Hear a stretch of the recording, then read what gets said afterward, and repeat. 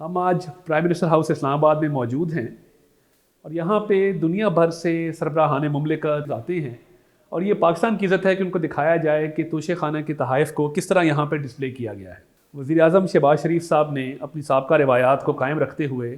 शफाफियत और आला ज़रफ़ी की मिसाल कायम की है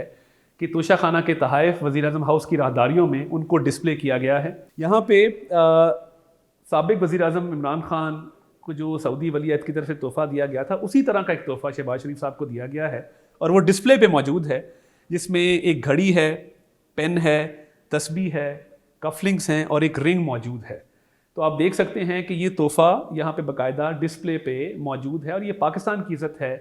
कि जो गुजरते हुए लोग हैं वो उसको देख भी सकते हैं और इससे शफाफियत भी इंश्योर होती है। इसके साथ साथ अगर मैं आपको आगे दिखाऊँ तो अमीर कतर की तरफ से एक बहुत महंगा ये क्लॉथ पीस जो है ये शहबाज शरीफ साहब को पेश किया गया था, ये भी यहाँ पे डिस्प्ले पे मौजूद है।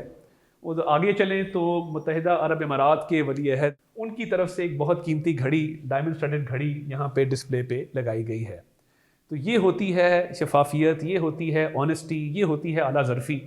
कि आप अपने मुल्क की इज़्ज़त का ख्याल करते हुए जो दोस्त ममालिक की तरफ से तहाइफ़ दिए गए हैं उनको बाकायदा डिस्प्ले करते हैं खूबसूरत तरीके से। अनफॉर्चुनेटली, बदकिस्मती से साबका दौरे हुकूमत में जो तोशा खाना के तहाइफ़ को बेचा गया, ये एक बदतरीन फेल था जिसकी मिसाल पाकिस्तान की तारीख में नहीं मिलती